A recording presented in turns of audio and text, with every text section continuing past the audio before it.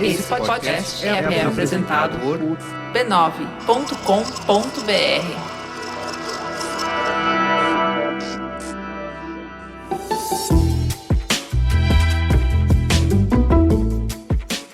Mamileiros e mamiletes, bem-vindos ao nosso espaço de encontro para debater temas polêmicos com empatia e bom humor. Eu sou a Juva Lauer. Eu sou a Cris Bartz. E esse é o Mamilos, o podcast que faz jornalismo de peito aberto. A gente precisa falar sobre apoiadores, não é mesmo, Juliana? O que a gente tem para dizer para essas pessoas? Obrigada e obrigada para todos os apoiadores que contribuem no Catarse para que esse programa esteja no ar toda semana com a qualidade que a gente gosta. Com o mesmo carinho e cuidado que o Mamilos Podcast é produzido, escrevemos para os apoiadores a Mamilos News, a nossa newsletter semanal com curadoria de assuntos para ir além. E é muito gostoso saber que vocês leem. É a newsletter com taxa de abertura de 80%, Brasil.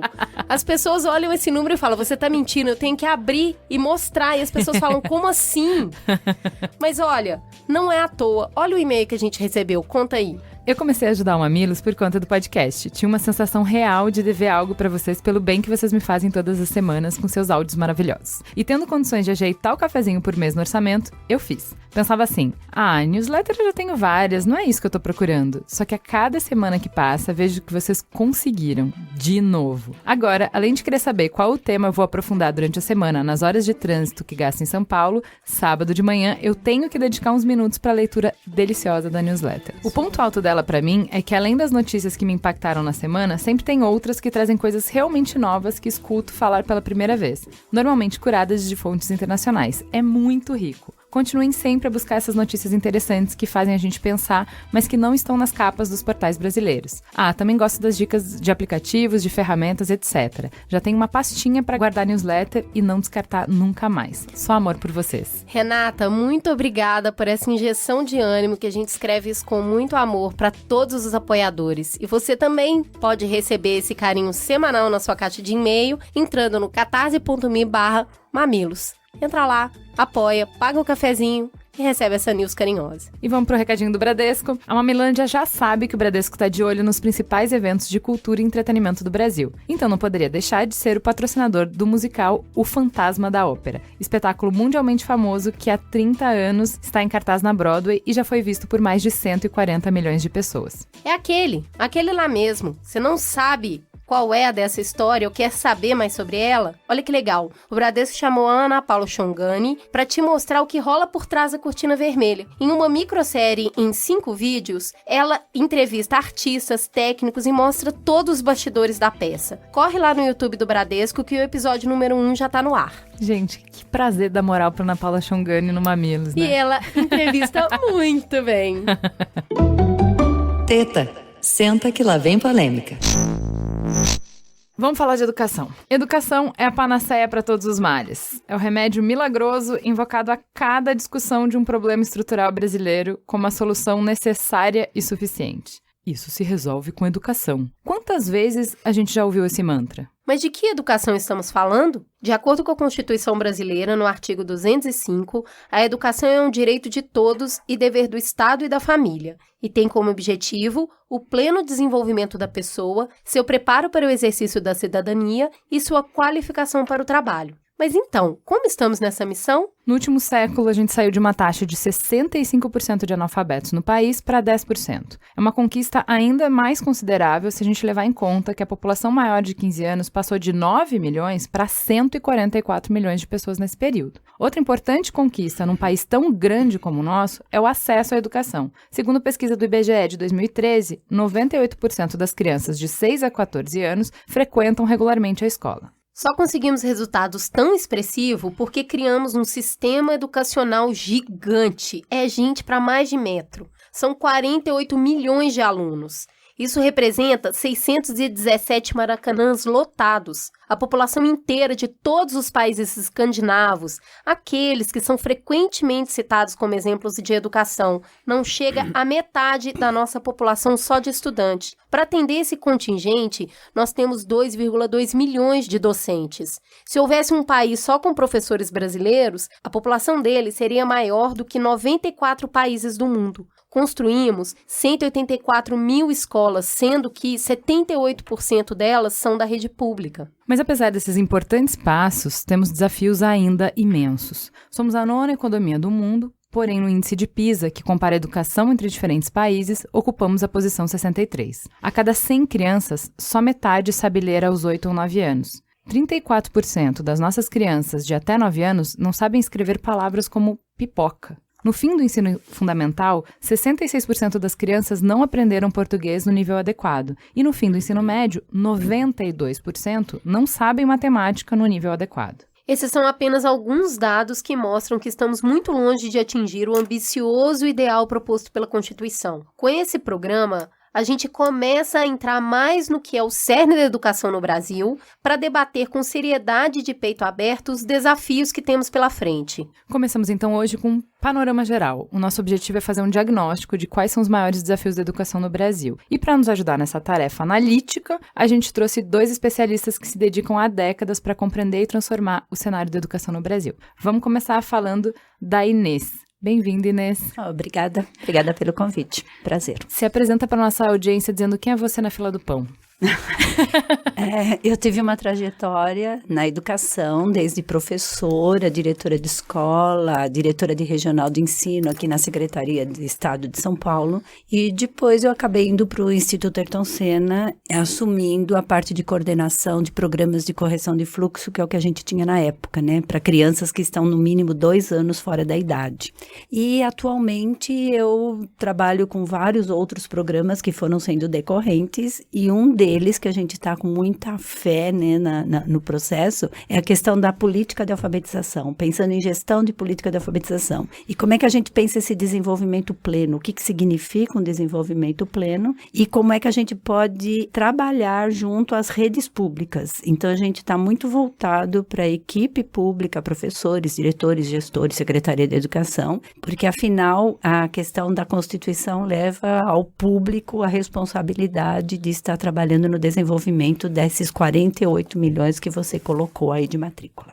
E para completar a mesa, Olavo, bem-vindo. Fala pra gente quem é você na noite. Bom dia, Juliana, Cris, Inês. É um prazer estar aqui. Obrigado pelo convite. Minha bagagem é bem menos recheada do que a da Inês, do ponto de vista de experiência. E eu não tenho formação em pedagogia, licenciatura, não sou professor, então não falo com ganho de causa de quem já esteve ali no front da sala de aula. Minha formação é em administração, com uma pós-graduação em gestão pública, e a minha carreira profissional tem se dedicado à área da política pública, né?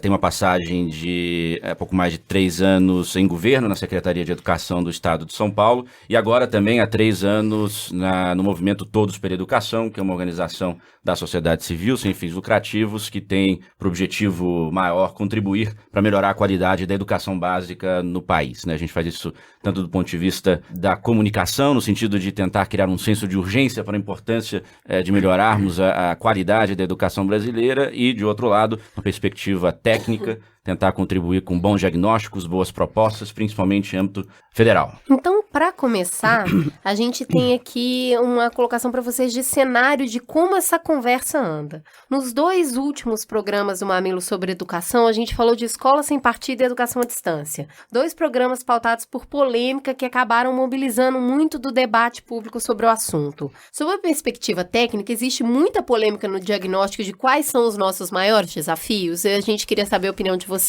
Acho que são polêmicas mesmo, desnecessárias, porque o problema da educação não está aí no país, né? A gente fica discutindo essa questão da ideologia, direita, esquerda, que também é muito questionável, o que é direita, o que é esquerda, né? Falando de jogo político ou técnico também, o que é política? Se a gente pensar em termos de cidadania, a política é fundamental que exista, no sentido de olhar o bem público, de olhar um trabalho com o público. Então, não é partidário. Eu acho que a gente está partidarizando alguma coisa que não deveria ser partidarizada. E educação é algo complexo, bem complexo, porque ele é ideológico. Você, quando desenvolve uma pessoa, uma criança, você forma um cidadão, você forma para uma sociedade que você deseja que exista. Então, acho que aí reside essa questão muito forte que a gente tem visto em governo, que o ministério mais polêmico que a gente tem tido, né, tem tido em outros também, mas educação tem sido privilegiado nesse ponto de polêmica. Então, acho que a gente está agora numa discussão que eu acho que é importante, a sociedade está participando, eu acho que tem o lado positivo dessa discussão toda, é que é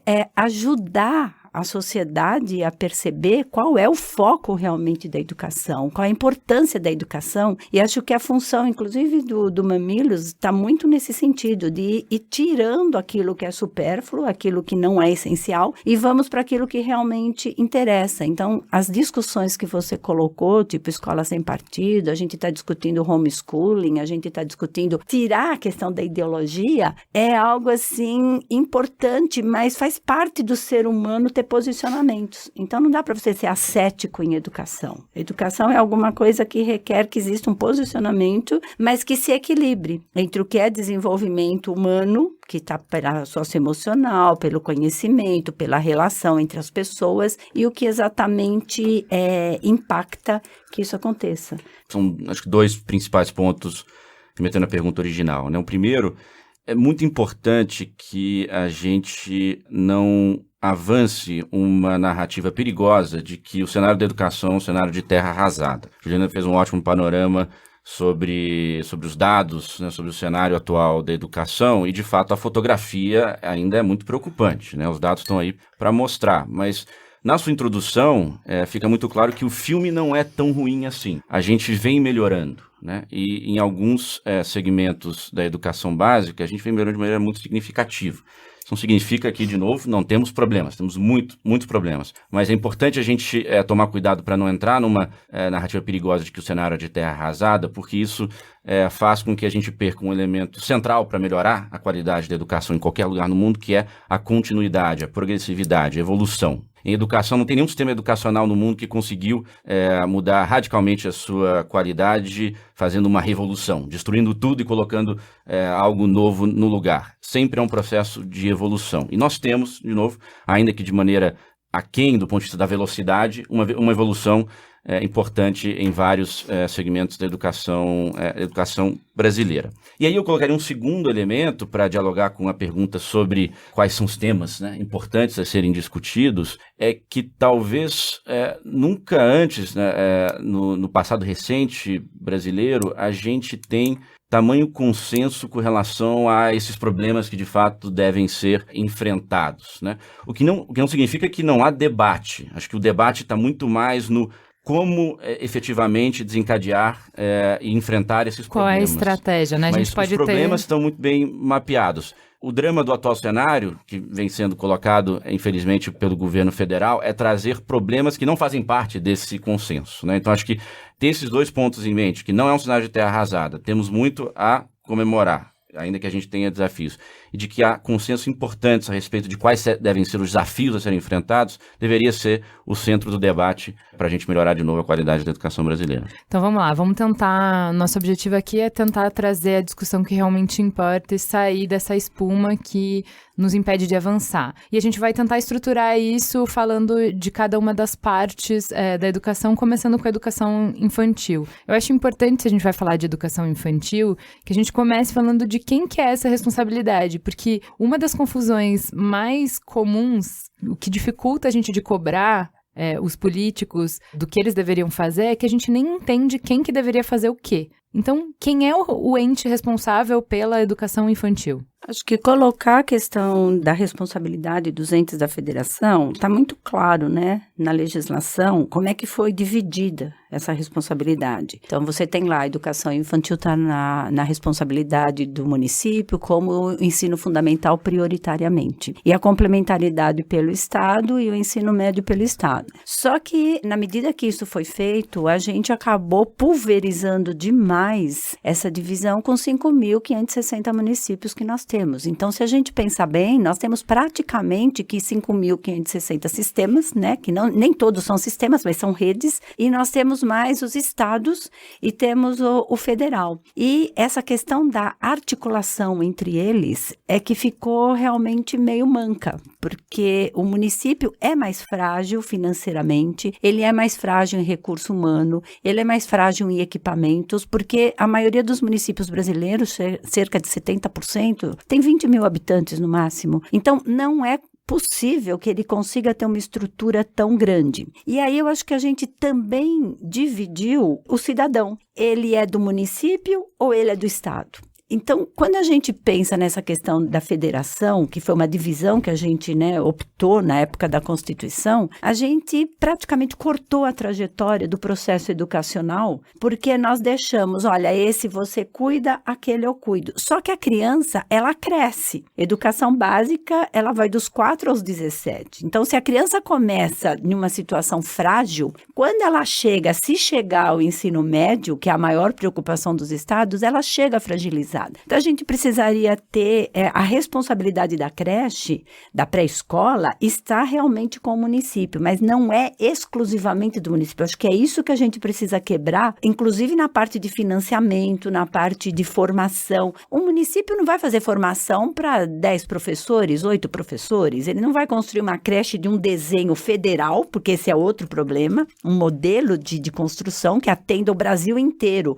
Não é possível. Então, as autonomias regionais, municipais precisam acontecer, a articulação, que é o regime de colaboração, e pensar que o Estado não é só da rede estadual, a educação do Estado, o secretário estadual, precisa olhar para o município. E as divisões municipais dentro de um Estado também são muito diferentes.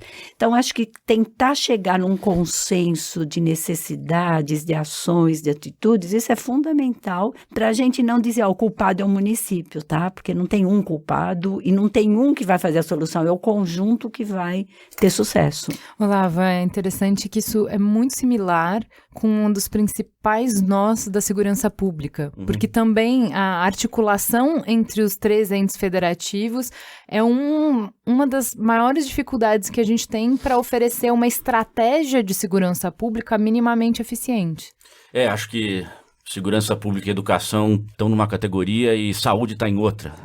Acho que há um divisor de águas na Constituição Federal de 88, que estabeleceu essa organização federativa com uma autonomia bastante grande do ponto de vista da oferta de serviços para cada um dos entes, estados e União, estados e municípios.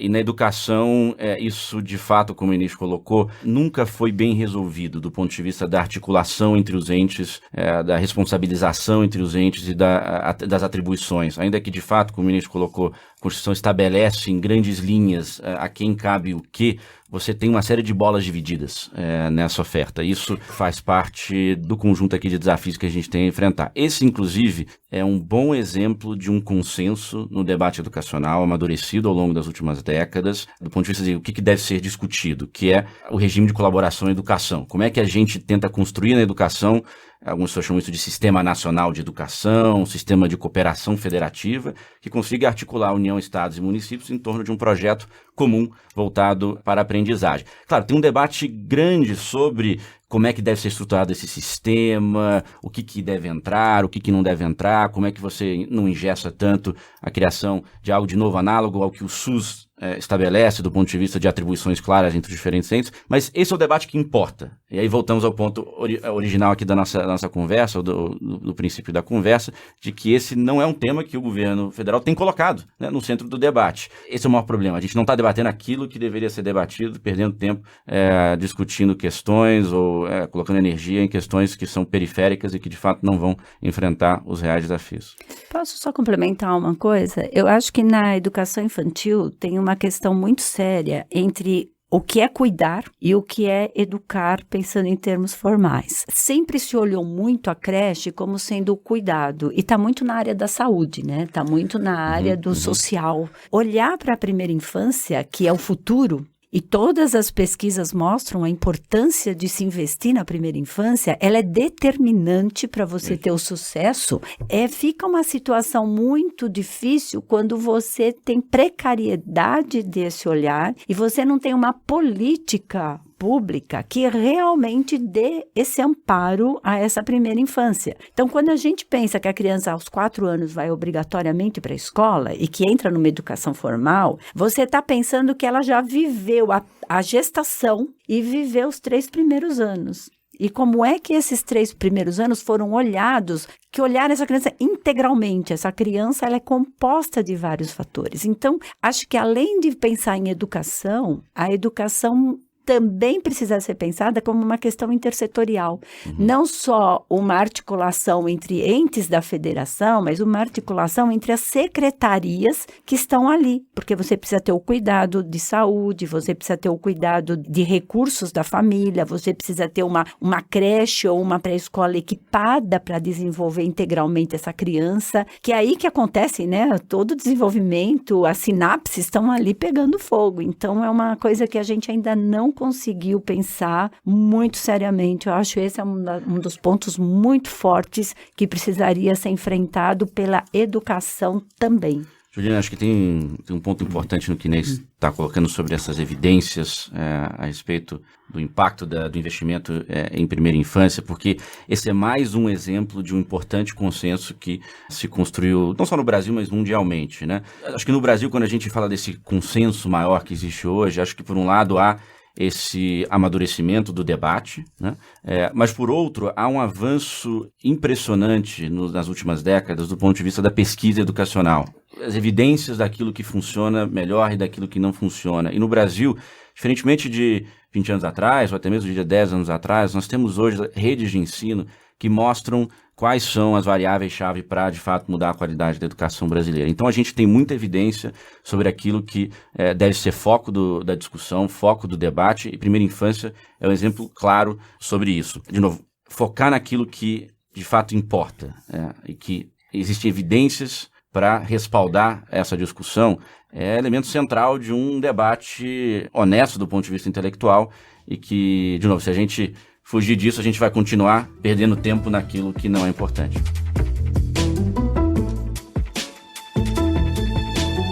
Considerando os desafios dessa primeira infância, a gente tem que só 30% das crianças de até 3 anos estão em creche. E existe uma desigualdade muito grande entre a população. Então, 26% entre as famílias mais pobres, enquanto nos domicílios mais ricos, o percentual chega a 55%.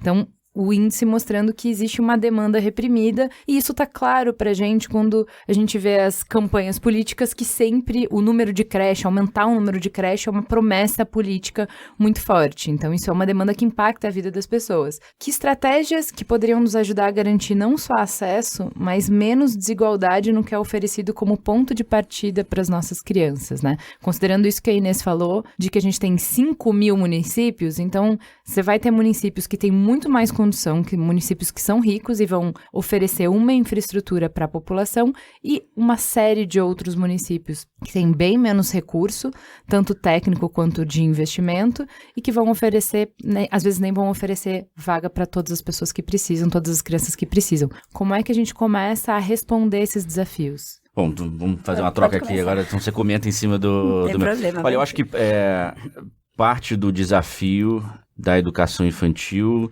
está relacionado à qualidade da prática pedagógica, né? E essa é uma mudança importante, Inês mencionou isso na fala dela, o entendimento de que creche e pré-escola não se tratam de um lugar onde há de existir intencionalidade pedagógica, né? Do ponto de vista do desenvolvimento de uma criança. Isso é uma mudança que, de novo, ocorreu ao longo das últimas décadas, um entendimento cada vez mais claro e respaldado pela literatura de que o que importa para que o desenvolvimento nessa etapa seja positivo é a qualidade da intervenção, né, e principalmente da qualidade da intervenção pedagógica. A gente tem um desafio grande do ponto de vista dessa dinâmica, e Inês pode falar muito melhor do que eu sobre os desafios específicos aqui. Mas tem um outro desafio, e que não é só um desafio do ponto de vista da educação infantil, é um desafio da educação básica como um todo em municípios mais pobres, que é a questão do financiamento, tá? E aqui não é uma discussão necessariamente voltada apenas precisamos de mais dinheiro na educação básica. Sim, precisamos, mas é uma outra discussão que tem a ver com a redistribuição do recurso já existente.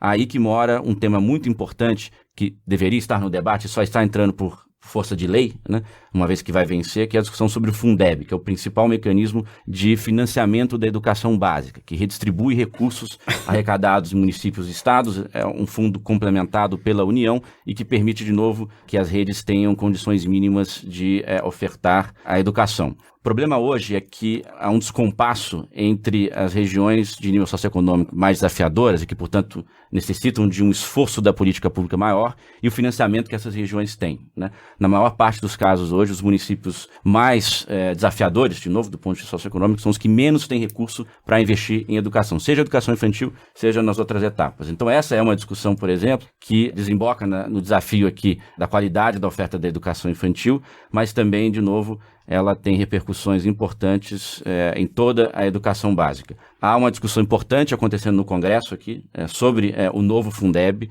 Há uma oportunidade de ouro para o país conseguir tornar esse fundo mais redistributivo, garantir que o valor mínimo investido em cada um dos alunos no Brasil seja elevado, né? Sem necessariamente ter que aumentar de maneira muito, muito drástica o investimento. Eu então, acho importante a gente fazer só essa aspas no Fundeb para as pessoas entenderem de onde sai esse dinheiro, né? Então, me corrija se eu estiver errada. Os municípios têm uma arrecadação, dessa arrecadação um percentual vai para a educação e a União, ou seja, o federal, ele complementa em 10% o que já foi arrecadado. Então, se você arrecada 5, vai aumentar 10% de 5. Se você arrecada 5 mil, vai complementar 10% de 5 mil. Com isso, quem arrecada pouco continua com pouco, quem arrecada muito continua com muito. A gente não tem redistribuição. Acho que você tem alguma redistribuição, acho que antes a explicação acho que é essa, né? O Fundeb, ele é na verdade um conjunto de 27 fundos estaduais, né? Então, parte dos recursos arrecadados em municípios, parte dos recursos arrecadados em estados compõem esses fundos, e aí o que acontece é uma redistribuição em nível estadual, né, a partir do número de matrículas em cada um dos municípios e do próprio estado. Então, o Fundeb já atua como um mecanismo equalizador para tentar ser mais redistributivo. A complementação da União vem para aqueles estados que têm um investimento per capita por aluno muito baixo. Hoje são 9 estados que recebem a complementação da União. Mas vou dar um exemplo de uma ineficiência do Fundeb atual que poderia ser corrigida agora com essa rediscussão sobre o mecanismo. A complementação da União, né, esses 10% hoje estabelecidos como mínimo por lei, eles vão para em nível de estado. Né? Então, assim, quais são os estados mais pobres? Mas você tem dentro de um estado pobre, municípios relativamente ricos. E você tem em estados relativamente ricos, municípios pobres. Né? Esses municípios pobres de estados ricos não recebem complementação da União, enquanto municípios ricos de estados pobres, que não deveriam receber a complementação, recebem. Percebem aqui, esse é um dos elementos de ineficiência, hoje estimado em mais ou menos 30% daquilo que o Fundeb redistribui, a partir de uma regra, hoje estabelecida, que poderia ser alterada pelo próximo Fundeb. Então, são essas as discussões que a gente precisa ter, porque se a gente quer que todos os municípios, todos os estados tenham condições mínimas de financiamento para poder prover a educação, parte disso passa por uma rediscussão do Fundeb, mas uma rediscussão que olhe para aquilo que de fato seja importante, né? Acho que só para complementar o que o Olavo falou, a questão do Fundeb ser distribuído por número de matrícula. Isso cria também uma distorção muito grande. Então, é importante para o município ou para o estado garantir o número de matrícula, porque significa que vem um recurso. Ei, já sei essa história. Já vi onde isso vai dar. Não, o que é que acontece com isso? Você, por exemplo, faz matrículas de alunos que, de certa forma, vão embora ou não voltaram, porque é feito em cima de um número que foi matrícula do ano anterior, porque você trabalha sempre com o censo do ano anterior. E a gente tem uma perda de alunos ao longo do ano muito forte, por causa da própria qualidade da educação. Então, a questão é, primeiro, que tem isso que o Olavo falou, que é essa questão da má distribuição. Segundo, você trabalhar por número de alunos em rede, então é importante que o aluno fique comigo e que o aluno não vá para outro, tá? Ou mude de município, ou eu municipalize escolas, etc. Eu acho que tem um terceiro muito forte, que é a questão da gestão desses recursos. Porque, como o Olavo falou, é importante ter dinheiro em educação, precisa ter dinheiro. Mas para onde, e para quê, e por quanto tempo? Então, você sabe que vários sistemas pelo mundo aumentaram muito a porcentagem do PIB, mas por um período transitório e com foco. Então, a gente vai resolver o problema e a gente depois pode equilibrar isso daí. E nós não temos na educação o conceito de gestão, a prática de gestão muito arraigada. E não é colocar gestor de fora da educação para cuidar da educação, mas é transformar os educadores em gestores do processo de educação. Então, se você pensa que um professor é responsável por uma turma, por exemplo, ele faz a gestão do tempo, a gestão do conteúdo, do que ele ensina, do ensino e da aprendizagem. Se você pega um diretor de escola, ele é responsável pela gestão da sua rotina escolar. E ele precisa garantir que o professor está lá, que o aluno está lá, que tem recurso, que tem aula, que tem merenda, etc. E a gestão de uma política na secretaria. Então, não existe um único centro gestor. E essa formação de gestores, ela é muito falha. A gente tem diretor prestando conta que nunca prestou conta na vida, porque ele vem de uma experiência de professor simplesmente pedagógico. Que tipo de formação a gente está dando para ele? Então, acho que essa questão do financiamento tem outras questões junto, como você estava colocando, né, na pergunta, que a gente precisa, assim, debater. Mas voltando um pouco para a educação infantil, né, que você falou, acho que a gente precisa pensar o Brasil não como uma única forma de se trabalhar, um único modelo de se trabalhar. O pedagógico precisa estar junto desde o bebê, precisa estar lá. Como é que você estimula uma criança? Como é que você pode fazer massagem que seja? Como é que você oferece brinquedos para essa criança, jogos, que ela vai evoluir na sua fala, na questão da oralidade, na questão motora. Então, você tem um desenvolvimento natural da criança e tem o que o ambiente propicia para ela, né? E a creche justamente precisa ser esse lugar do ambiente. É uma mudança radical isso, né? Na minha época, que eu era criança, creche era um lugar para criança ficar enquanto a mãe trabalhava. Então, assim, tinha uma cuidadora, não era uma professora. Justamente, é o cuidado. Então, a gente já tem hoje uma outra visão que é a criança estimulada na educação infantil, que a gente só pensa na alfabetização como escola, né? E aí só depois dos 6 anos.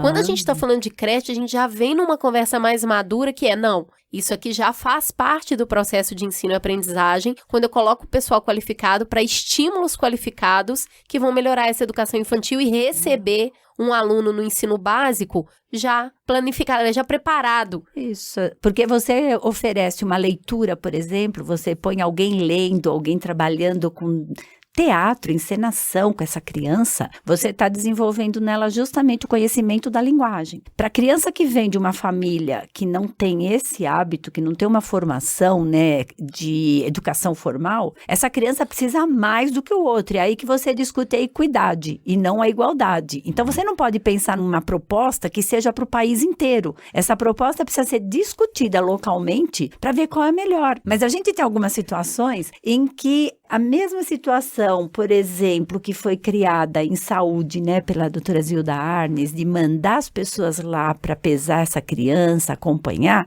você tem alguns lugares que mandam pessoas da secretaria formar as pessoas locais que, além de ser cuidadora, né, nesse sentido, ela consiga ter práticas, aprender práticas de desenvolvimento da criança. Então, a criança não vai à creche, mas a creche pode ir até a criança. Então, você tem algumas práticas que podem ser descobertas, são criativas, e que atendem à necessidade da criança, porque creche não é obrigatória no nosso país, tá? E em nenhum país do mundo você vai obrigar a colocar na creche. Mas quem põe, quem precisa da creche, até para a mãe ir trabalhar, que é uma necessidade que principalmente as grandes cidades, né, elas trabalham com isso, você precisa oferecer uma qualidade ali. E a gente não tem essa qualidade em todos os lugares.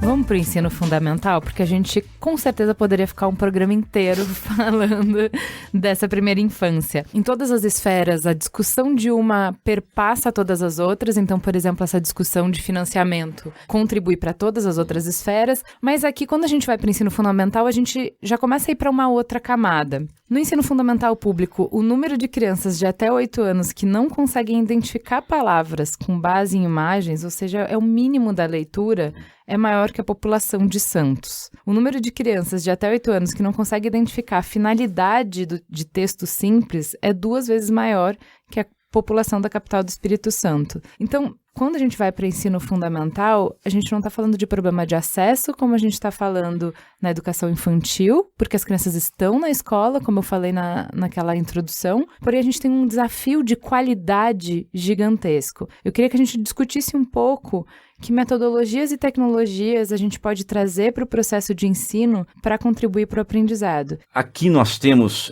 de novo, importante a gente olhar para a experiência internacional, ele mencionou Finlândia, mas a gente pode hoje, e essa é uma novidade positiva do debate brasileiro, do cenário brasileiro, olhar para experiências brasileiras que estão dando certo e que podem inspirar outras experiências, né? Em alfabetização, a gente tem um caso muito claro de sucesso em alfabetização em nível de sistema, tá? Não é um nível de uma escola que faz, um conjunto de poucas escolas que faz um bom trabalho, que é o sistema educacional cearense, o estado do Ceará como um todo. E o que eles fizeram do ponto de vista da política pública? Tem uma discussão importante que o Juliano traz sobre metodologia, que é o que ocorre em sala de aula, de fato isso importa. Eu vou deixar para a Inês falar sobre esse pedaço, que é onde eu não sou especialista. Mas do ponto de vista da política pública, o que o Ceará fez? É super simples o que eles fizeram, mas de novo, nossos problemas são muito básicos, nos trazem alguns bons indícios de qual deve ser o caminho para enfrentar o problema da alfabetização e o problema da educação como um todo. Eles enfrentam 2 desafios. Um que é de natureza técnica, que é o que as evidências mostram sobre o que dá certo do ponto de vista da alfabetização. E assim, de maneira bem resumida,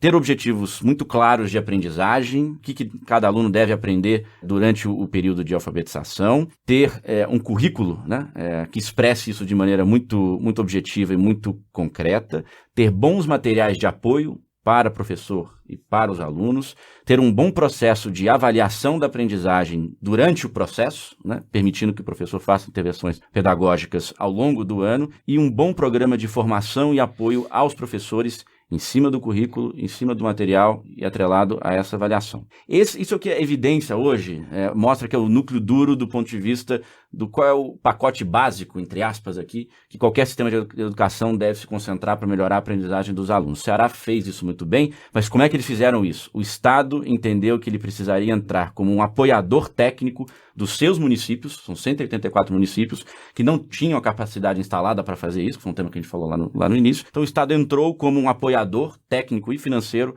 para que todos os municípios conseguissem avançar esse pacote pedagógico básico. E aí tem um outro desafio que o Ceará enfrenta de maneira muito interessante, que é o desafio político, que é como é que você garante prioridade política por parte de cada um dos prefeitos desses municípios para priorizar a educação no sentido de acompanhar, no sentido de botar um bom secretário de educação, montar um bom time, enfim, né, aquilo que de fato pode fazer a diferença do ponto de vista da execução e gestão, que foi o ponto que a Inês trouxe, da política educacional. O Estado estabeleceu uma mudança, né, uma lei estadual de distribuição do ICMS cearense, que a cota à parte direcionada aos municípios, ela leva em consideração a evolução nos resultados de alfabetização dos municípios. Então, o que a lei fez? Né? É o seguinte, prefeito, se você conseguir melhorar e mostrar, né, por meio de avaliações, que o resultado de alfabetização dos seus alunos estão melhorando, você ganhará mais recursos para fazer o que você bem entende, quer fazer chafariz, quer fazer asfalto, não importa. Parte da distribuição do ICMS, do tributo,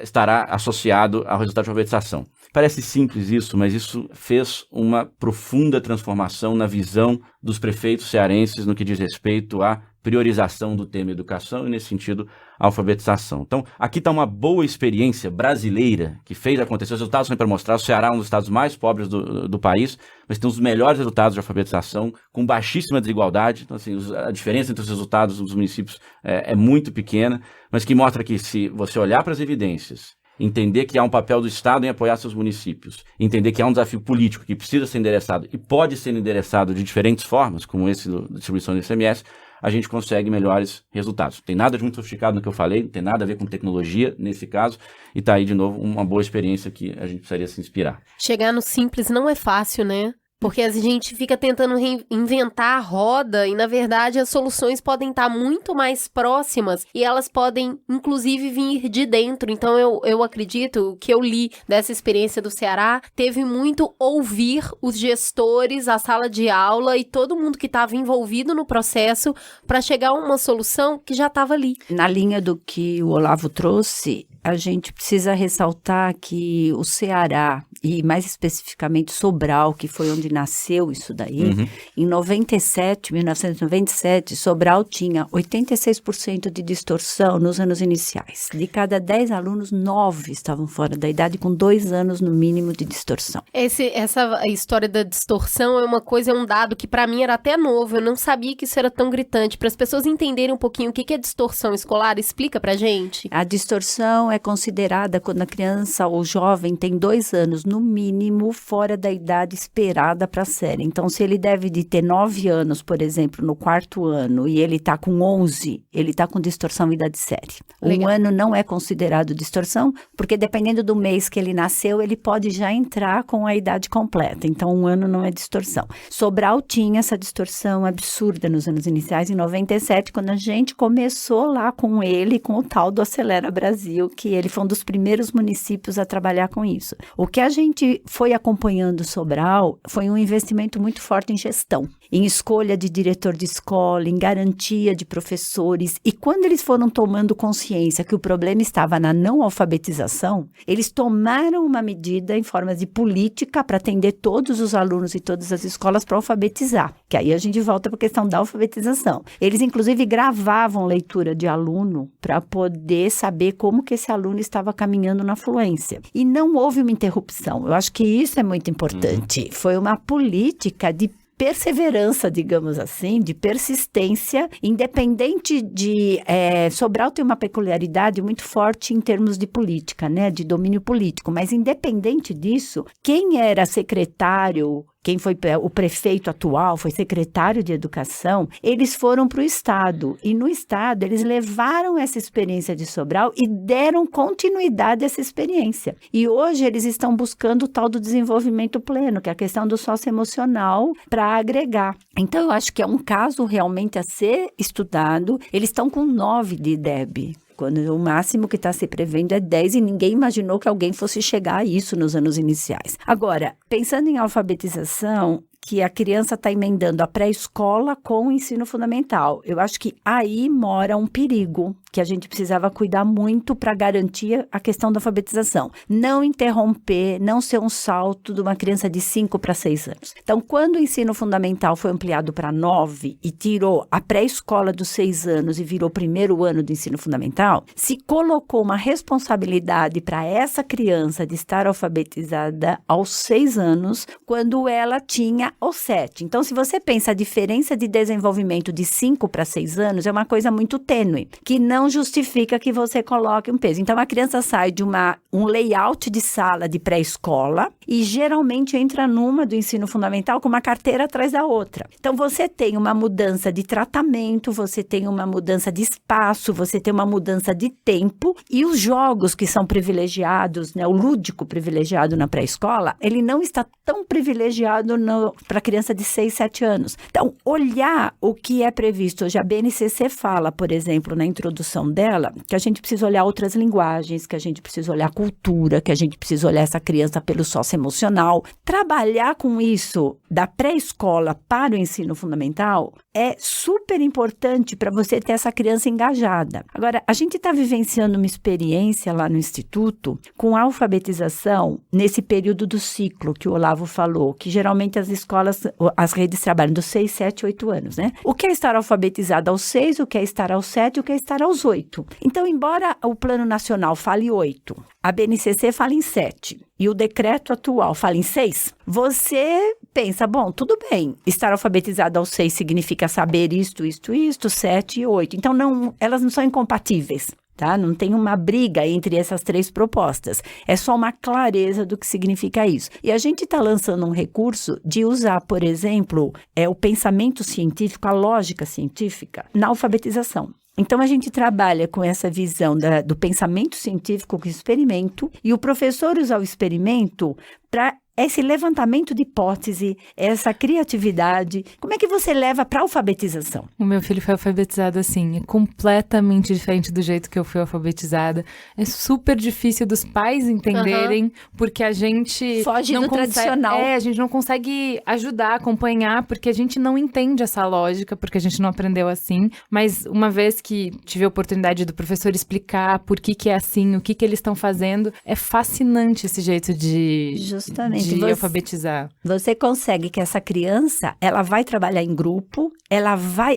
A criança é curiosa por natureza, a criança é criativa por natureza. Então, quando você trabalha com experimento, por que a luz acende, né, por exemplo? Por que o gelo derrete? Essa criança, ela começa a se manifestar na oralidade e ela começa a dominar termos e palavras que ela vai usar depois na leitura e na escrita. A gente está introduzindo a questão do expressão corporal, linguagem corporal. O corpo fala muito. Então, como é que você usa o corporal na alfabetização para o domínio da língua e para o domínio da matemática? Então, você tem linguagem matemática, linguagem científica, linguagem corporal e você tem a questão do socioemocional, que é um período em que a criança começa a conviver com os diferentes. Por isso que é importante, eu acho, estar na escola, porque é o momento em que toma contato com outro universo, né? Então, a alfabetização, ela não é uma coisa tão complicada, mas ela demanda o professor, saber em que estágio de alfabetização essa criança está. Se ela chegou no 3º ano, como você colocou, que metade das crianças não são consideradas alfabetizadas, é importante que ela seja trabalhada de uma forma diferente. É importante que o professor dê atividades que contemplem os diversos níveis de alfabetização. É importante que numa turma de 3º ano, você não aceite que essa criança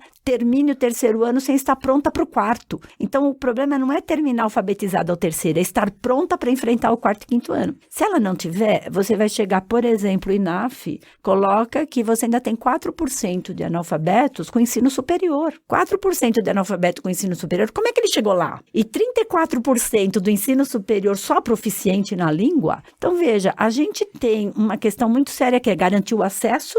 Você tem que garantir que essa criança tenha sucesso para ela permanecer na escola e concluir. Eu acho que a gente precisa olhar a educação, a alfabetização, como ensino fundamental como um processo e a passagem entre os anos iniciais e os anos finais, que é outro drama, é onde você mais perde aluno é no 6º ano, precisa que a gente consiga enxergar que a criança não muda porque ela mudou de ano. Ela continua no seu processo e a educação também é um processo.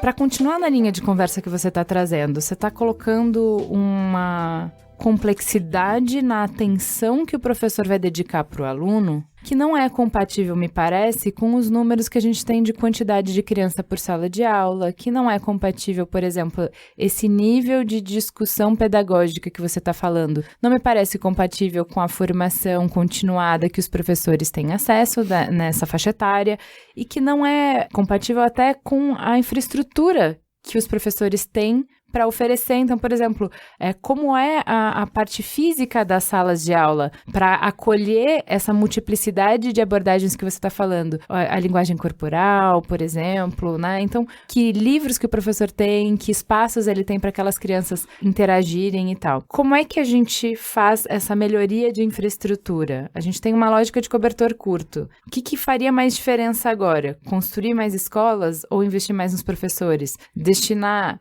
mais verba para educação ou destinar melhor? Vamos escutar agora a Tabata Amaral, deputada federal. Ela faz parte da Rede de Ação Política pela Sustentabilidade, a RAPS, que é uma organização fundada há 7 anos que acredita na política e que prepara líderes políticos de diferentes partidos e trajetórias para encontrarem juntos soluções para alguns dos principais desafios sociais, econômicos e ambientais do Brasil. As atividades são gratuitas e há processo de seleção todos os anos, voltado tanto para aqueles que queiram disputar eleições pela primeira vez, quanto para aqueles que já têm trajetória na política. Pessoal do Mamilos, tudo bom? Aqui é a Tabata Amaral, sou deputada federal por São Paulo, pelo PDT, ativista pela educação e fiquei muito feliz pelo convite de participar dessa conversa um pouquinho. Então vou deixar aqui uma pequena contribuição e tentar deixar uma provocação também, que é sempre bom. Quando a gente fala sobre como que a gente pode aumentar, melhorar os recursos da educação, para mim são 2 perguntas principais. Uma é como que a gente aumenta a igualdade de distribuição, como que a gente faz com que o financiamento ele seja equitativo, ele leve mais igualdade para os municípios Brasil afora. E a segunda pergunta é como que a gente aumenta a efetividade desse investimento, porque não basta só investir, você tem corrupção, você tem desvios, tem ineficiência também, que é bastante comum. Então, falando do primeiro, Primeiro, um projeto que eu apresentei aqui, foi meu primeiro projeto aqui na Câmara dos Deputados. A gente apresentou um projeto para que o Ministério da Educação tenha critérios para as transferências voluntárias que ele faz para estados, municípios e para o Distrito Federal. Hoje, tem bastante politicagem nessa história e não tem muito uma regra clara, nem uma transparência sobre por que tal município vai receber tanto dinheiro, tal estado tanto dinheiro, etc. e tal. E a ideia é que com critérios tanto de processo, olha, esse município está valorizando os professores, esse município está investindo na alfabetização, mas também de resultados, esse município conseguiu melhorar seu resultado em português, por exemplo, que através desses critérios o MEC consiga distribuir melhor esses recursos. Assim a gente tem transparência e também leva para quem precisa e não só para quem é amigo do rei, como a gente sabe que acontece às vezes. E aí, quando a gente fala do Fundeb, que para mim é a pauta mais importante da educação esse ano, o Fundeb, para quem não conhece, ele é responsável pelo financiamento de 60% da verba da educação básica no Brasil. A gente está falando de transporte escolar, a gente está falando de material didático, formação continuada de professores, infraestrutura, então basicamente tudo aquilo que importa na educação básica. E o fundo, a regulamentação dele vence no próximo ano. Então a gente tem uma batalha muito grande, muito importante e urgente para poder não só renovar o fundo, mas colocá-lo na Constituição, para que ele seja perene e não dependa mais de qual governo está no poder naquele momento.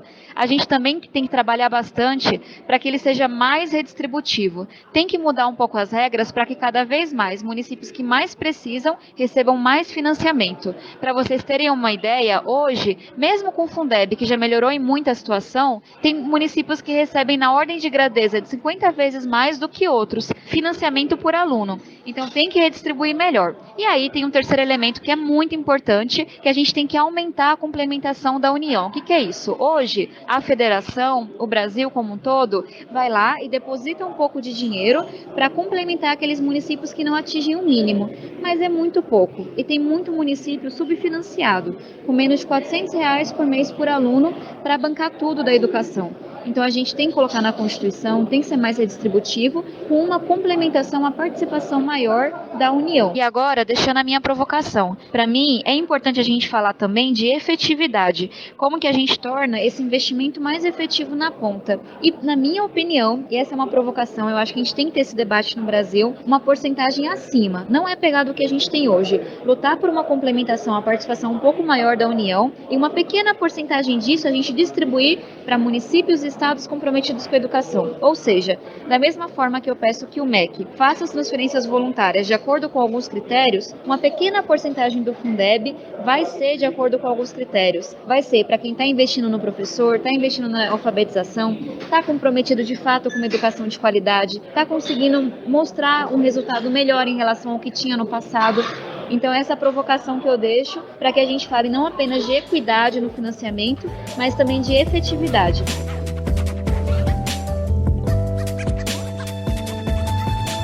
Não é uma questão de recurso, não, é uma questão de formação mesmo e das pessoas usarem o que elas têm, a criatividade. Acho que a gente não precisa, por exemplo, numa escola, se você muda o layout de uma sala, mesmo que a carteira não seja adequada, é possível você colocar num semicírculo as crianças, que elas se olhem, o professor olha e garantir um espaço para um canto de leitura, garantir um espaço para produzir coisas. Você está falando coisas, que nem tudo é sobre dinheiro. Não é questão financeira mesmo, tudo. Agora, o que você precisa é um espaço da escola. Você pode sair da sua sala de aula e fazer parte da aula fora da sala de aula. E isso pode ser um conjunto, 2, 3 professoras, 2, 3 turmas ao mesmo tempo. É uma questão de planejamento. Então, como a gente já tem os HTPs chamados, né? Hora de Trabalho Pedagógico Coletivo, HTPC, isso é padrão. Pode mudar o nome, mas todas as escolas têm. 1/3 da carga horária do professor é voltado para o planejamento.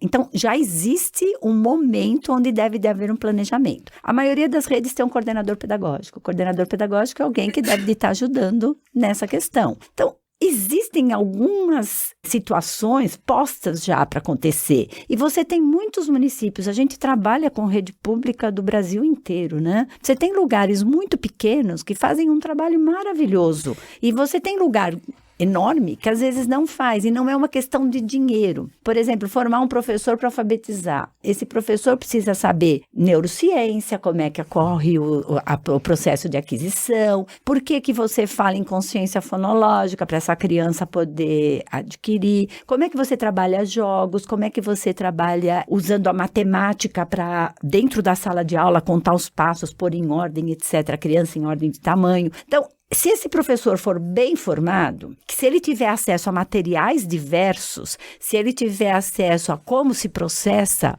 a alfabetização, ele também vai criar.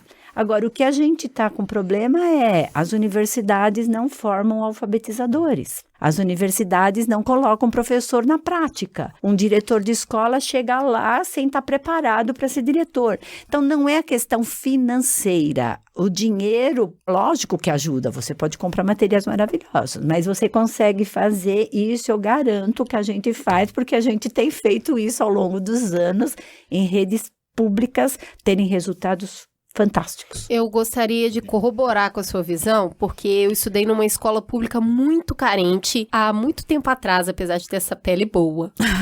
Então, a minha escola pública, na periferia de Belo Horizonte, a gente tinha uma escola muito quebrada estruturalmente, né? Então, as salas de aula não tinham as carteiras adequadas, a quadra era toda esburacada, o gol não tinha rede. Então, foi essa escola que eu estudei. E a sala tinha 38 alunos. Lembro exatamente disso. Na 5ª série, o professor chamar a gente para sair da sala, dá trabalho, porque era bagunçado isso. E sentar nessa quadra toda furada, toda esburacada e sujava a roupa mesmo. E ele falava assim, agora a gente vai fazer uma redação. Cada um vai descrever aqui o que tá vendo. Esse era o recurso dele, tá? Então, ao invés de estar dentro de sala, dando um ditado, ele levava a gente pra quadra, e cada um aqui vai descrever o que tá vendo. Ah, mas o que é para escrever? Eu quero que cada um aqui conte a visão dessa quadra que a gente tem. Eu, por exemplo, escrevi sobre a árvore que estava do lado de fora do muro da escola. Outras pessoas escreveram sobre outras coisas. Eu tive a felicidade de ter o meu caminho interpassado por professores que queriam muito. Então, não tem nada a ver com o dinheiro isso. E lembro de uma outra situação que me marcou muito, dos meninos terem, não me pergunte como, explodido uma privada no banheiro. Bem assim, aqueles meninos bem difíceis, eles explodiram uma privada no banheiro. E o professor explicou pra gente qual era o processo que tinha feito aquilo explodir. Ele aproveitou aquela situação caótica, que foi muito ruim, os meninos tomaram suspensão, tudo aquilo, para explicar qual era o contexto químico que fez a privada explodir. Então, o processo de ensino-aprendizagem, na minha opinião, ele acontece em todos os espaços. O maker é fazer com o que você tem na mão. Então, eu acho que existe uma grande dificuldade em manter o professor com um olhar voltado para isso, esse professor que tem uma carga horária muito grande, que recebe pouco, que lida com uma sala de aula muito cheia, com essa falta de estrutura. Então, antes de Montessoriane, né, eu acho que o Paulo Freire já fala muito sobre isso no Brasil, desde sempre, sobre esse olhar amoroso do professor para a sala de aula. Então, para além da estrutura, como que a gente faz? Existe uma maneira de manter esse professor motivado, mesmo nessa adversidade, mesmo com esse salário? Existe? Acho que você toca no ponto central, Cris, que é professor. Né? Em educação, você colocou bem no início do programa aqui, que a educação é complexa, são várias as variáveis, né, que impactam no resultado final, não tem solução mágica, não tem a famosa bala de prata que vai resolver, né, com um tiro só vamos resolver a educação brasileira, mas se tem algo que a pesquisa aponta com muita clareza é que o elemento determinante no que diz respeito à qualidade da educação, da aprendizagem de um aluno é o professor. A qualidade da prática pedagógica, né? Que é um pouco o que você estava trazendo do seu próprio exemplo. Mas para fazer isso em nível de sistema, que é a discussão que a gente tem que fazer no Brasil, né? Porque bons exemplos existem. Todo mundo acho que vai lembrar, poxa, eu tive um professor que me estimulava, contextualizava, tornava de fato o ensino algo atrativo. O desafio é fazer isso em escala, fazer isso de novo em nível de sistema. E aí passa por política pública, né? E aí mora o drama histórico da educação brasileira. A gente ainda não foi capaz de estruturar um projeto que dê prioridade e centralize a figura do professor como o eixo central de um projeto de educação. Não tem nenhum país no mundo, nenhum sistema educacional do mundo que conseguiu atingir uma educação de qualidade sem colocar a figura do professor como elemento central. O que significa isso, colocar a figura do professor como elemento central? Passa por questão de salário? Sim, passa por questão de salário competitivo, principalmente uma perspectiva de conseguir atrair para a carreira docente jovens que têm bom desempenho no ensino médio. Tá? Esse é o drama brasileiro começa aí. Vou dar um dado aqui para exemplificar isso. Em 2015, 20% dos alunos de ensino médio que ingressaram em pedagogia atingiram uma pontuação no Enem abaixo de 450 pontos. 450 no Enem significa o patamar mínimo para emitir um certificado de ensino médio, né? Ou seja, 20% dos futuros professores brasileiros em 2015, sequer poderiam ter se formado no ensino médio. Se você pegar os países que, de novo, fazem educação de qualidade, poucas coisas que são comuns a todos, mas tem algumas coisas que são, né? Uma delas é conseguir atrair os alunos com melhor desempenho no ensino médio para a carreira docente. Histórico no Brasil, a fala de que, pouquíssimos alunos com médio ou alto desempenho no ensino médio, de fato, querem ser professores. Começa aí o desafio da educação brasileira. Ele se aprofunda na medida em que a gente entra na formação inicial, que a Inês colocou. A estrutura de formação inicial no país não prepara o professor para a prática pedagógica. Você não precisa ser professor para saber isso. Quem é professor sabe disso, mas é só observar os dados, as pesquisas, é só ouvir os professores dizendo, olha, eu não aprendi a ser professor na universidade. Eu aprendi a ser professor, eu moldei a minha prática pedagógica, construí minha prática pedagógica na prática, né? É a diferença da licenciatura, que você aprende o técnico, e a pedagogia, que você aprende a ensinar. É isso? Em parte, a boa licenciatura, a boa pedagogia, ela une esses dois elementos. Ela articula bem a teoria, que é fundamental, né? Mas articula a teoria com a prática. Isso a Universidade Brasileira, de novo, Inês pode falar muito melhor do que eu sobre isso, não faz. E é isso que os países que, de novo, têm professores bem preparados e motivados fazem, que é preparar o professor na formação inicial. Eu me pergunto hoje quem quer ser professor. Pois é, começa aí, mas... Para ficar rico não é. Então, quem entra ali, algum tipo de amor pela educação já tem. Com certeza. Porque é uma carreira muito difícil. Com certeza, ela é pouco atraente, mas não né? dá pra gente ancorar, isso não podemos fazer, nenhum país faz isso, país que tem educação de qualidade, ancorar o futuro da educação e a qualidade do corpo docente apenas numa questão heróica de amor pela profissão. Tem que tratar a profissão docente como uma profissão. Tem que profissionalizar esse processo. Significa ter políticas de atratividade, que sim, significam salário, mas não só. Significa também boas condições de trabalho, boas carreiras que estimulam e orientam o professor para melhorar a sua prática pedagógica ao longo da carreira, boas estruturas de formação inicial e continuada, porque não há nada mais frustrante, imagino eu, e nem pode falar aqui porque fala com ganho de causa, você ter amor pela profissão, porque de fato as pesquisas mostram, a maior parte dos professores entra na profissão porque quer fazer diferença na vida de um aluno, isso é verdade, os professores falam isso, mas não deve ter nada mais frustrante do que você ter isso como objetivo e missão pessoal e profissional e não ter o preparo, não ter as ferramentas para fazer isso todos os dias da prática pedagógica. Deve ser extremamente frustrante, tanto é que as pesquisas mostram isso. A principal frustração dos professores é não ter esse apoio, essa formação, condições de trabalho para fazer aquilo que, de novo, sua missão lhe traz. Então, se a gente não entender as políticas docentes, a figura do professor como elemento central de um projeto de educação, todo o resto acaba sendo secundário. Então, precisa estar no centro do debate. É importante você ter trazido esse ponto, Cris, porque a educação brasileira vai mudar quando a gente, de fato, conseguir transformar a carreira docente no país. –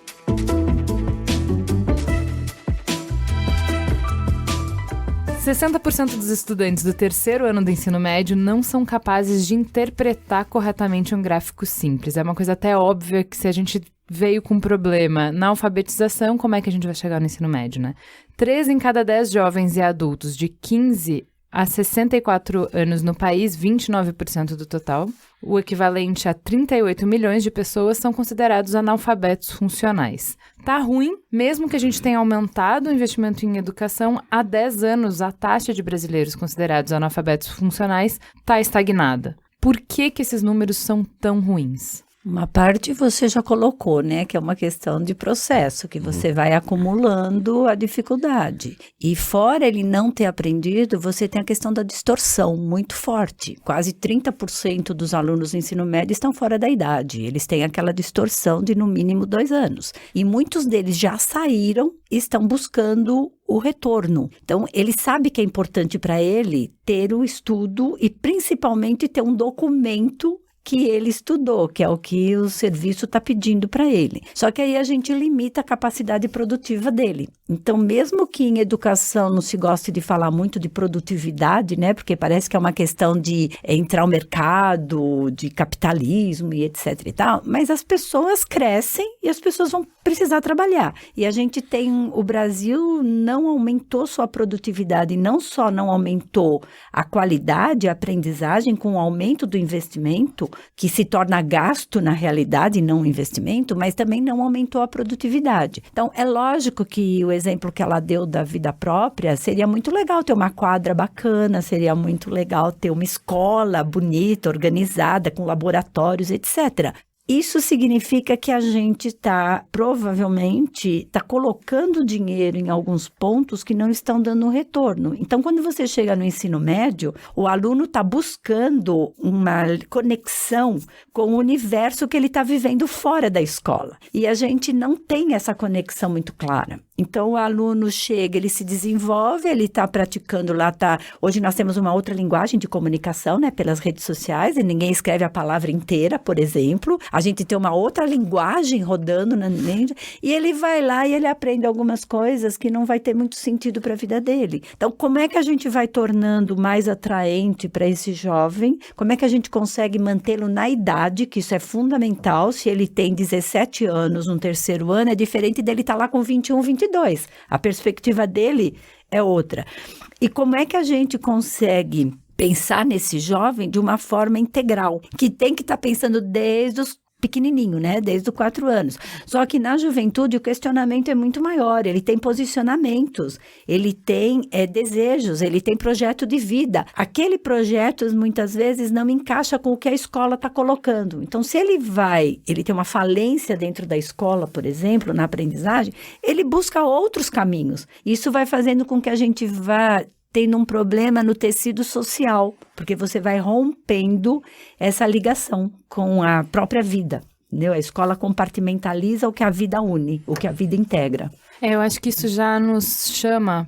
Eu vou trazer o próximo desafio, porque eu acho que aí o Olavo pode falar das duas coisas junto, porque a sua própria fala é muito difícil separar a dificuldade de qualidade de ensino com a evasão escolar, porque as duas coisas estão muito juntas, né? Segundo o relatório da OCDE de 2017, 41% dos estudantes abandonam o ensino médio sem se formar. Isso é um mecanismo de reprodução de desigualdade. Por quê? Vamos entender como é que isso funciona. Os principais motivos de evasão são baixa renda familiar, pouca ou nenhuma escolarização dos responsáveis, domicílio localizado em áreas longínquas ou rurais, trabalho informal, discriminação por cor ou gênero. Ou seja, o que esses fatores têm em comum? A pobreza. A pobreza é um fator preponderante para a evasão escolar. Se você teve o infortúnio de nascer em desvantagem, você tem uma probabilidade muito maior de não conseguir completar o ensino médio. Quais são as consequências da evasão escolar? Comparando o nível de qualidade de vida entre pessoas de 35 anos que completaram o ensino médio e pessoas que não completaram, observou-se a seguinte diferença. Quem evadiu tem saúde pior, tem menos chance de ter emprego formal e tem uma renda familiar mensal per capita de menos da metade do que quem tem o diploma. Ou seja, se você for pobre, você tem mais chances de não conseguir completar o ensino médio. E por não conseguir completar o ensino médio, as suas chances de continuar pobre são maiores. O que quer dizer que seu filho vai herdar mais chances de não conseguir completar o ensino médio. E é isso que quer dizer mecanismo de reprodução de desigualdade. Como é que a gente vira esse jogo?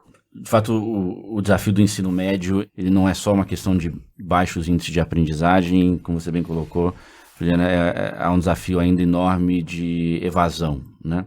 Muitos alunos que ingressam, né, no ensino fundamental sequer chegam no ensino médio, e daqueles que chegam, muitos evadem antes de concluir, dos que concluem em sua maioria com baixos índices de aprendizagem. Inês, acho que posicionou bem, acho que são 2 grandes grupos de desafio nesse ensino médio. Acho O primeiro tem a ver com a herança que essa etapa recebe, né, do ponto de vista da aprendizagem que ocorre nas etapas anteriores. Então, isso, do ponto de vista do acúmulo, né, é muito importante. Assim, as sérias lacunas que um aluno que ingressa no primeiro ano do ensino médio traz consigo, e o ensino médio brasileiro não tem, de maneira geral, conseguido responder a essa chegada, né, dos alunos que ali chegam. E tem um segundo, tem a ver com a estrutura do ensino médio brasileiro, que muitas pessoas dizem que é o ensino médio jabuticaba, que é uma brincadeira que assim, só tem no Brasil e não é bom, né? Então tem algo de errado aí, né? Porque o nosso ensino médio brasileiro, ele vai no sentido contrário do que os países que têm bons resultados nessa etapa fazem. Qual que é a principal diferença? É você entender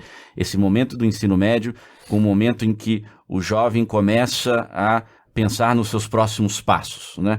E que esses próximos passos são muito diferentes entre diferentes jovens, né? O modelo brasileiro de ensino médio, ele é um modelo que, em grande medida, é um modelo único. Ele não reconhece que há interesses diferentes, que há projetos de vida diferentes em cada um dos jovens, então obriga, de certa maneira, que todos os jovens passem por um processo, né, de 3 anos de ensino médio quase que único, engessado, com muitas matérias, e que, de novo, pouco dizem respeito àquilo que o jovem quer fazer. Por isso que a discussão sobre a reforma do ensino médio, iniciada pelo governo anterior, é tão importante. Ela aponta no sentido correto, de dizer, precisamos de um ensino médio diversificado, que após concluir um conjunto de disciplinas comuns a todos, é importante que essa trajetória ela seja mais personalizada a depender do interesse do jovem e do seu projeto de vida futuro, seja continuar do ponto de vista da universidade ou seguir para o mercado de trabalho. A boa notícia aqui, Juliana, Cris, é que assim como em alfabetização a gente tem um caso de sucesso, como coloquei o Ceará,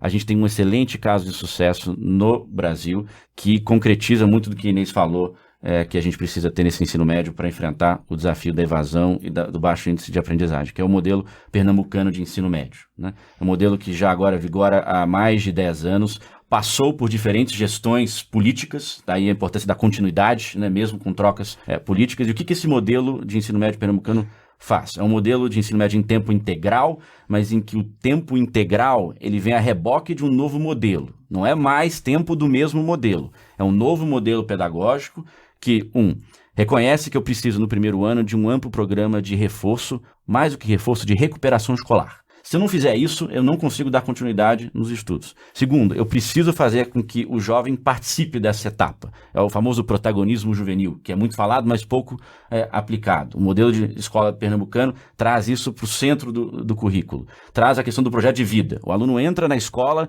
nas primeiras semanas de estudo, a escola o provoca. Qual que é o seu projeto de vida após o ensino médio? E como é que a escola pode te ajudar? Então ela personaliza, individualiza a escola a serviço do jovem e faz algo muito importante, daí a importância do tempo integral, professor em dedicação exclusiva. Você mencionou isso, né, Cris? Que professores ficam pipocando de escola a escola, viram o famoso dador de aulas, né? Ele não tem tempo para trocar com os colegas, não tem tempo para aprender com seus pares, não tem tempo para conhecer, de fato, os alunos, não tem tempo de criar um espírito de time entre os professores, aquilo que é muito comum da gente falar em empresas, organizações, mas por que não na escola? O tempo integral permite, lá em Pernambuco, que o professor fique em dedicação exclusiva. Hoje, mais 50% da rede de Pernambuco está nesse modelo, tá? É um estado pobre e, de novo, quais são os resultados? Os melhores do Brasil, do ponto de vista de qualidade e de baixa desigualdade. Então, temos um exemplo em nível de sistema. O governo federal anterior olhou para isso, tem políticas de fomento para que outros estados repliquem esse modelo, já são 17 que estão começando, ainda tímido, mas há um caminho. Então, de novo, volta ao primeiro ponto. Não é um cenário de terra arrasada, temos ótimos exemplos, o que a gente tem que fazer é identificá-los e, por parte do governo nacional, federal, tentar induzir para que esses bons exemplos sejam a regra e não a exceção. Tem uma ponderação que eu queria colocar nisso, que é numérica. Se a gente não está preocupado com a evasão escolar, a gente precisa ficar, mesmo que a gente não ame a aprendizagem. Custa 130 bilhões de reais em prejuízo a evasão escolar. De onde vem esse dinheiro? 35 bilhões em perdas de renda, 49 bilhões em atividades econômicas que vão deixar de ser geradas, 18 bilhões com violência e criminalidade. Esse dado está diretamente atrelado a uma das maiores preocupações no Brasil, que é a segurança, e 18 bilhões na área de saúde. A gente precisa pegar esse dinheiro que a gente está perdendo e fazer ele passar a existir. Não adianta a gente falar só de segurança, que é enxugar gelo, sem falar de educação. Então, olha, a gente estaria economizando 18 bilhões com criminalidade e violência se a gente diminuir a evasão escolar. Fica com esse dado. O segundo dado é: o Brasil precisa aprender com o Nordeste.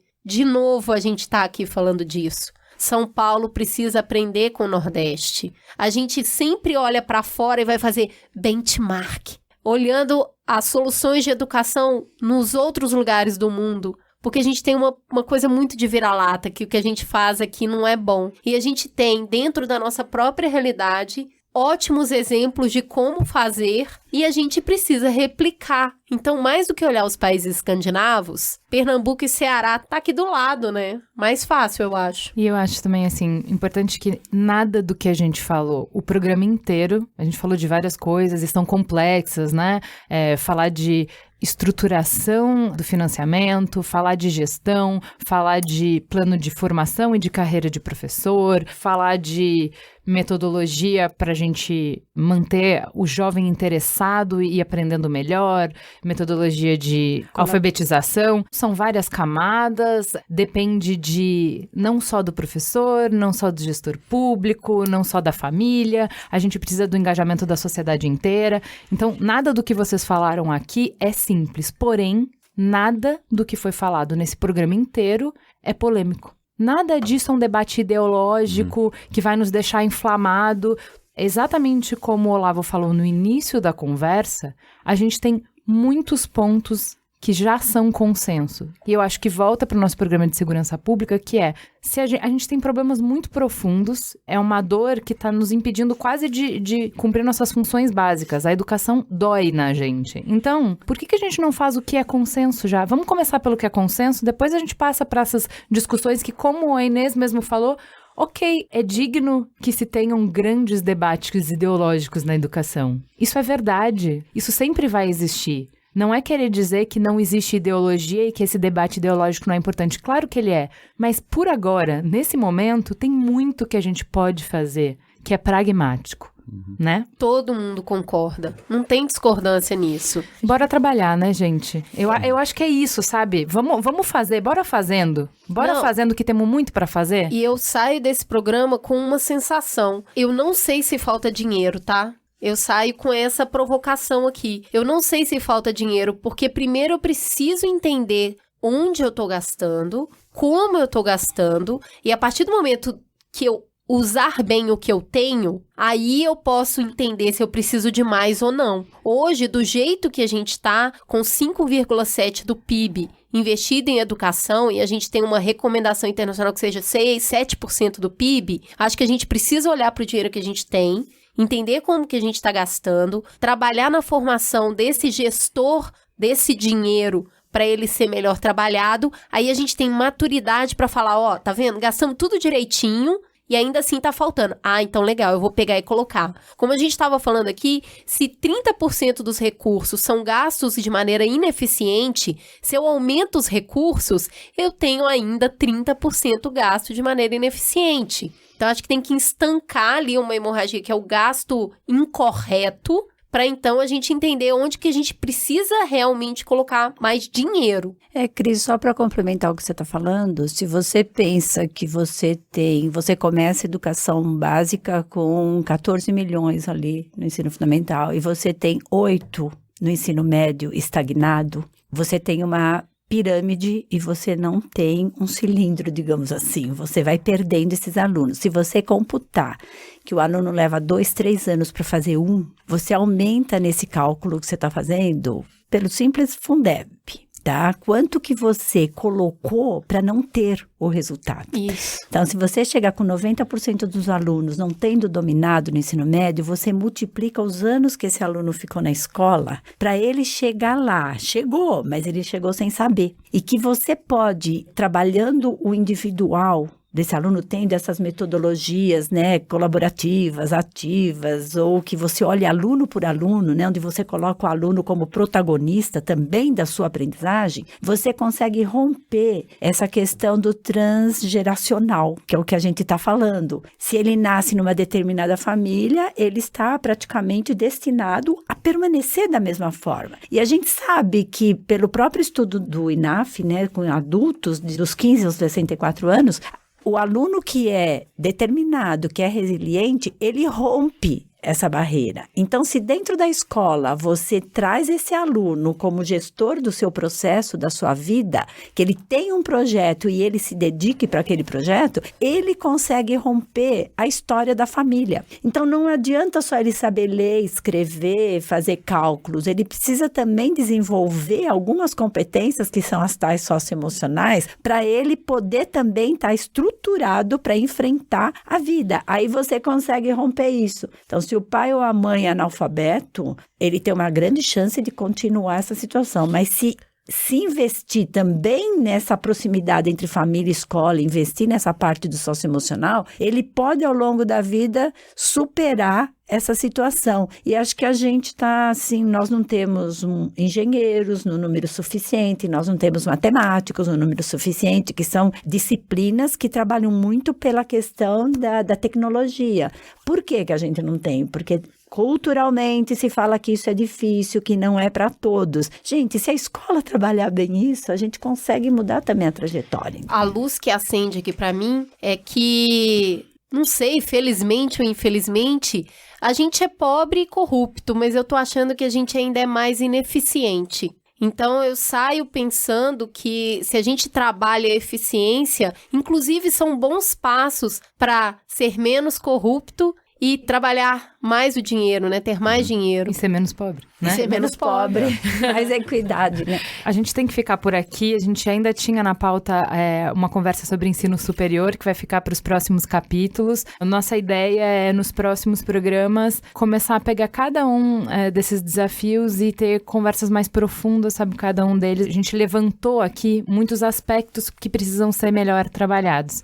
Muito obrigada por vocês terem aceitado o nosso convite. A gente ia ter um gestor público aqui na mesa também, que teve uma dificuldade na última hora e não conseguiu participar, uma pessoa que realmente ia acrescentar bastante o debate, mas acho que a gente conseguiu iniciar essa discussão com muita qualidade. É muito importante deixar claro porque a gente não tem um professor aqui hoje, né? A ideia desse programa é justamente a gente entender onde estão os gargalos de gestão, de dinheiro e de formação, para que a gente saiba o que cobrar dos gestores públicos.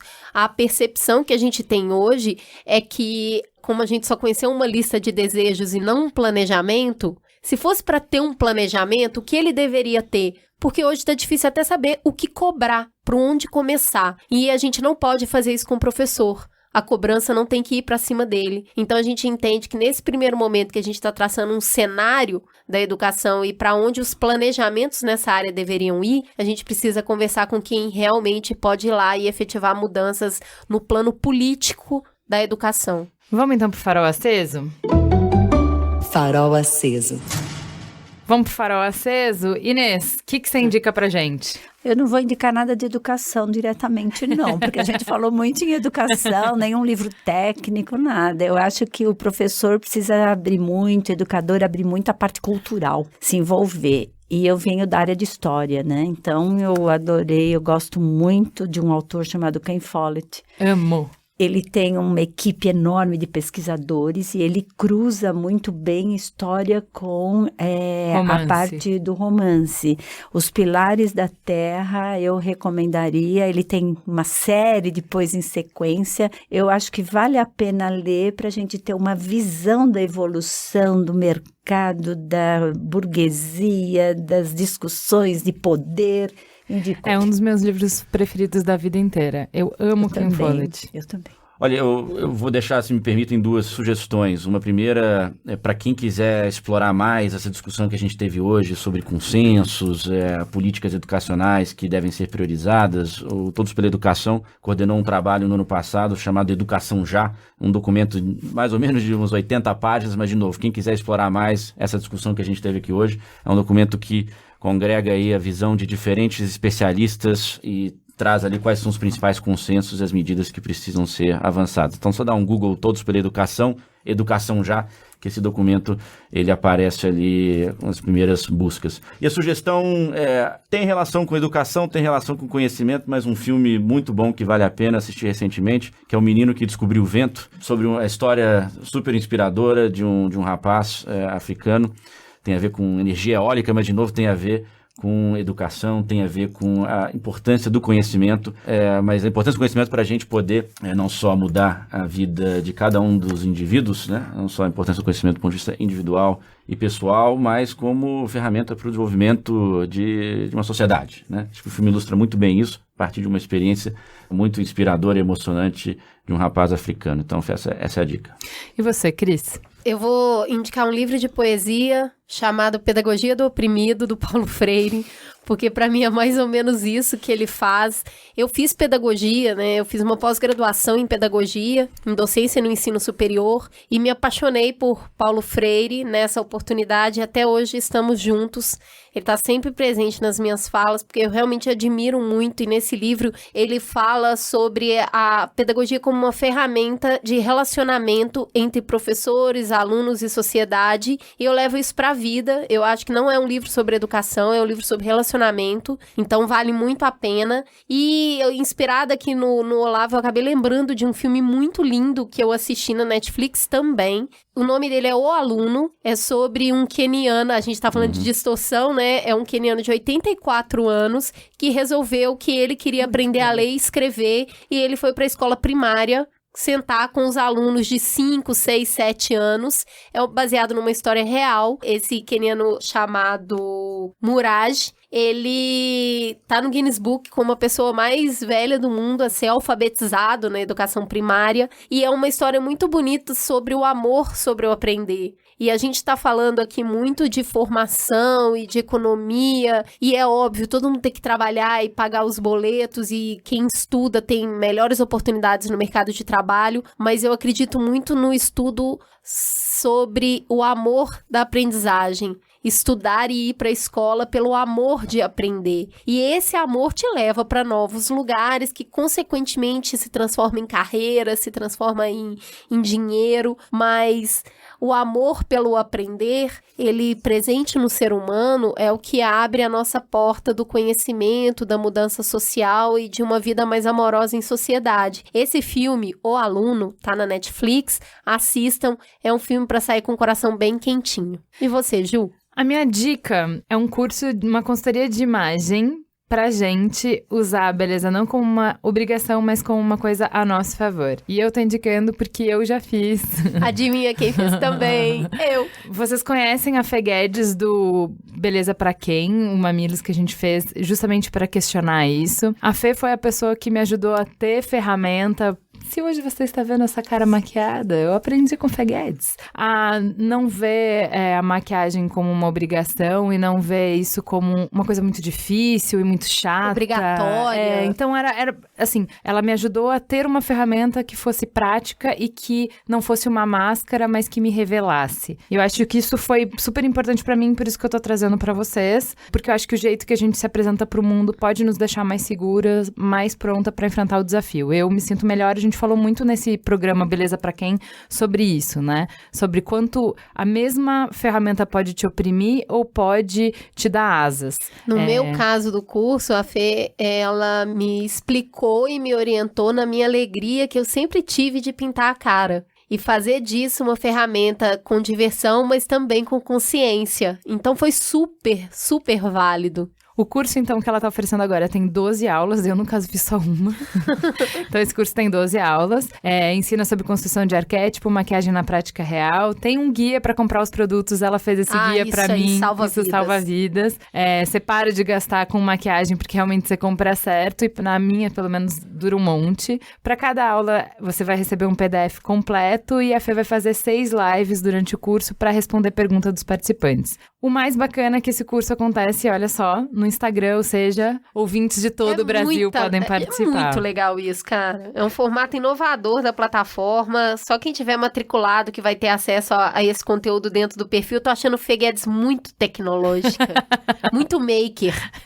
Para todos os ouvintes do Mamilos, tem um código de desconto. É só digitar Mamilos na hora da compra que ganha 20% de desconto. Vai lá no @Feguedes no Instagram para fazer essa inscrição. Só fiquem ligados que as inscrições vão só até dia 3 de maio, na sexta-feira. Então vamos corre lá. Vai entrar no Instagram, @Feguedes, coloca o código de desconto Mamilos para ter 20% de desconto e depois façam o curso, tirem fotos, mandem pra gente e fala, tô bem, não tô? É isso, gente. Temos um programa? Temos um programa. Aproveita, peraí, eu posso dar uma outra dica bem rápida? Aproveita que você tá no Instagram, entra no meu Instagram, no destaque, que tem a receita da sobremesa preferida da Cris. Gente. Banoffee Pie, que eu fiz na Páscoa pra ela. Ó, a gente pode lançar um concurso. Quem fizer a torta da Juliana e mandar pra mim... eu sou muito chata com doce, quem me conhece há muito tempo sabe que eu não gosto de chocolate. Então, eu nunca como chocolate e isso... limita um pouco. É um probleminha na Páscoa, né, pessoal? E aí a Juliana me faz uma torta muito maravilhosa pra mim na Páscoa. E aí o que ela faz? Não só fez, me deu um pedaço que eu levei pra casa e como uma colherada por dia. Só que hoje é minha última colherada, eu vou ficar muito mal. Gente, super simples. Doce de leite, uma massinha crocante que faz no liquidificador rapidinho e chantilly e banana, ó. Delícia, tá lá no meu Instagram. Me provem que vocês aprenderam.